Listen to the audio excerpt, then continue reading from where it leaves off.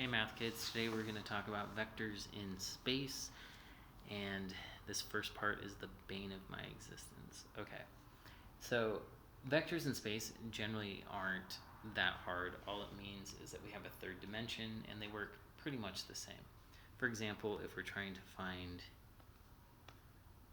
like the magnitude of A, the equation is now a1 squared plus a2 squared like before, plus a3 squared, because our vector is now a1, a2, a3. So as far as the math part of it, it's not really a big deal. But for me, drawing these points, this next part is rough. Okay, so we're going to do a three-dimensional point, and the way the axes work is this is now the z-axis, this is now the y-axis, and this is the x-axis. So this one's not too bad because this is our x, y, z value. So we're just going to go over 2 on the y-axis and put a dot. So it's not too bad. And then we want to find the distance from the origin.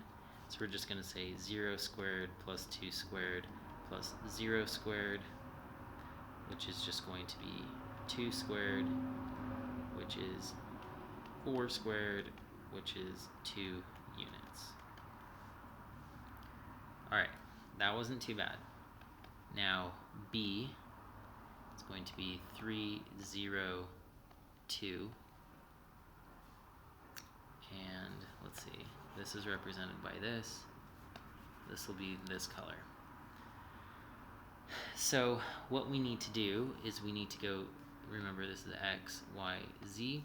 So we're going to go on the x-axis, 3. And then we're going to go on the z-axis, 2. And what we need to do is draw parallel lines. Actually, I can keep the same color. So this is parallel to the x, this is parallel to the y, and where those two meet, that's where I draw the dot. So this was point A, this was point B, and then if we want to find the magnitude of this, we just do 3 squared plus 0 squared plus 2 squared, square root that. 9 plus 0 plus 4, square root that, 9, 10, 11, 12, 13. So it's the square root of 13 units. Alright, point C, here we go. Negative 1, 2, 3. Actually, before I go into this, I just want to make one point clear. When I'm finding the magnitude, what it is it's the vector from the origin to the point.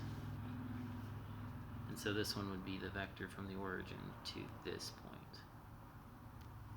That's what I'm finding the, so technically this is the magnitude of OA, and this is the magnitude of OB.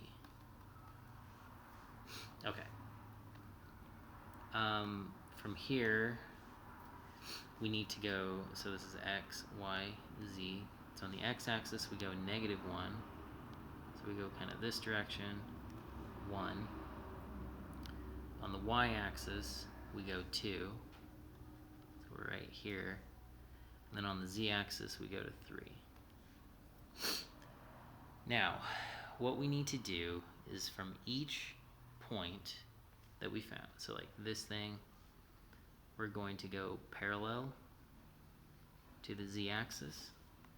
We're also going to go parallel to the y-axis. Okay. Now from this point, we're going to do the same thing. Parallel to the x-axis.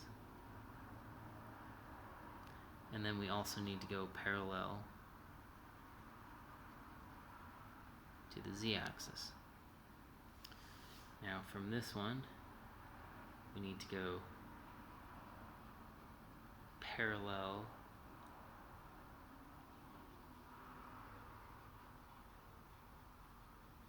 y-axis.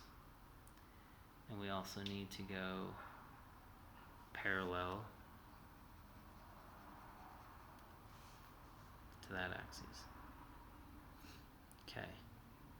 Now, it's really hard to see what's going on, so I'm going to try to get white and try to clear this up.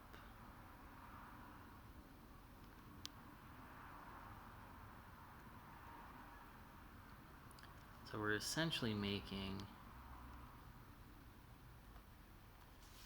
a rectangular prism.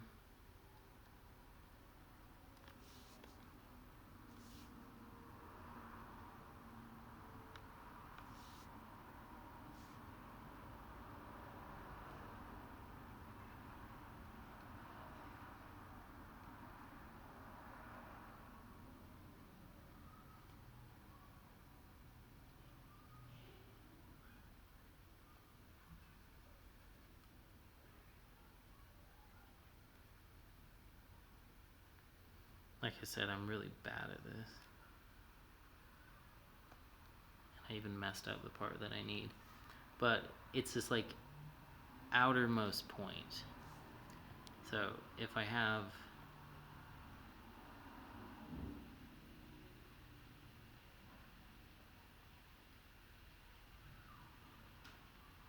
parallelogram that looks like this, or not, rectangular prism that looks like this, it's this point that represents the point. Now, IB is not going to ask you to do that, and so if you just like roughly understand it, that's like a good enough level to understand that. Let's find the magnitude of OC. 2 squared, 3 squared, all square rooted. That's going to be 1, that's going to be 4, that's going to be 9, 10, 14. So the square root of 14 units. Alright, if you need additional help, come to Math Lab. Until then, calculate.